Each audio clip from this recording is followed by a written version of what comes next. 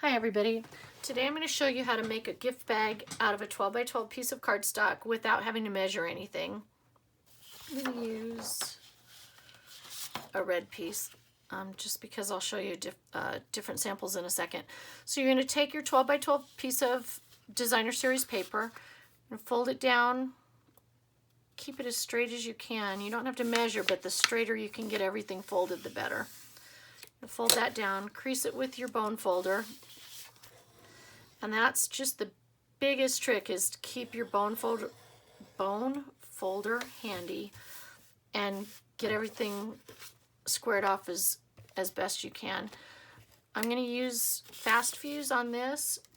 I wouldn't use snail. I'd use either fast fuse or tear and tape. You want something a little bit stronger. I put tape right here, and as I fold it down, I'm going to fold it over just a little bit and keep it snug down. I'm going to flip it over, and then I'm going to fold this side in a little over half. And again, you just need to eyeball it. Crease it down with your bone folder.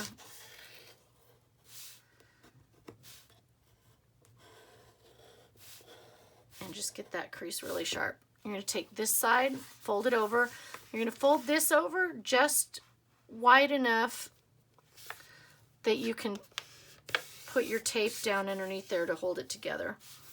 And mine is not exactly square, but it'll fix itself. A little bit of variation isn't going to hurt too much. So now that I've got that, I'm going to take my fast fuse and run this all the way down the side of that paper and fold this over. And basically what has happened is you've made a tube. Okay, now we're going to take the bottom of my bag, the open end without the double-sided fold right here. I'm going to fold this up at about 3 inches. And like I said, you don't have to measure, but mine ends up being about 3 inches most of the time. Okay, and I've got a little bit of tape sticking out. You'll just, if you've got an adhesive remover or something like that, that kind of comes in handy, because the tape sometimes gets a little bit wider than what you folded it. Okay, now this is kind of a tricky part. You're going to open this bottom and you're going to force this point to go in, and you want this line right here to line up with the bottom of your bag from the inside. And this paper's a little stiff, so you might have to work with it a little, but again, bone folder. I know I'm going to say that about 1,000 times, but it really does help. Okay, and then make this come out to the point. Take this line, this fold line, and force it to match up with the bottom of your bag. And then crease it out. Okay, now you're going to take this piece and fold it. Here's midline right there, okay? So I know this pattern paper is kind of funky to watch. You're going to fold that point just over midline and crease it, and then fold this point just down from where it's at to pass the midline. So these points cross, and then crease it out. And then you're going to go ahead and put some adhesive from that point, and then a little bit more, so that this point can stay closed down. And that's it. The next step, so that you've got your bag, you've still got your tube with now a bottom. Now we're going to get the sides. And how you're going to do that is you're going to take this this diagonal line and this diagonal line and get them to match. So you're going to fold this over and line those two diagonals up. And then fold it to the top. And again, fold it with your hand first, your fingers first, and then come back with the bone folder and crease it really well. And then you're going to do this to the same to the other side. This diagonal here with this diagonal here, fold it over and line them up, and then press everything out to the edge. And then again, crease it really well with the bone folder.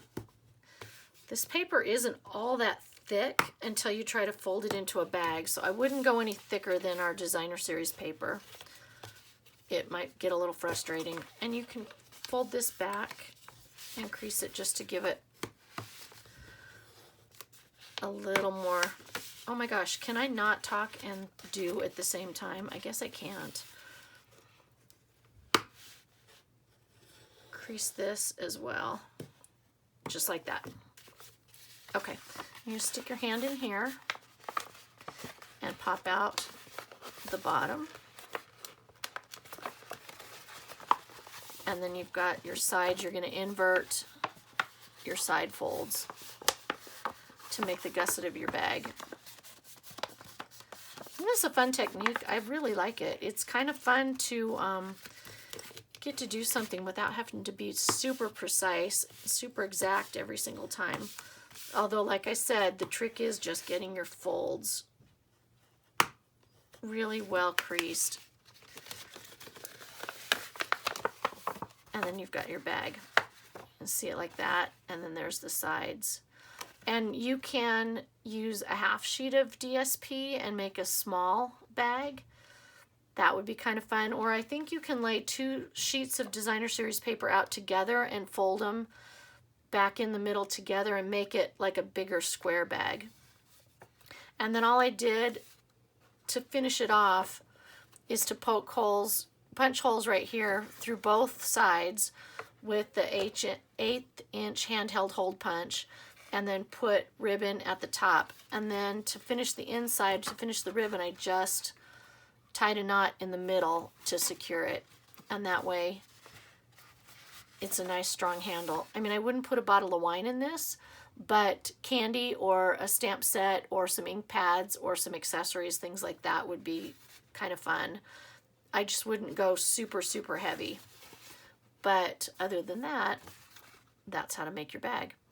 If you would need any questions answered or want any more information, this should be posted at SusanLeggets.com, or if this is on Facebook, you can go to SusanLeggets.com and leave a comment and ask me questions. You can also leave a comment on Facebook.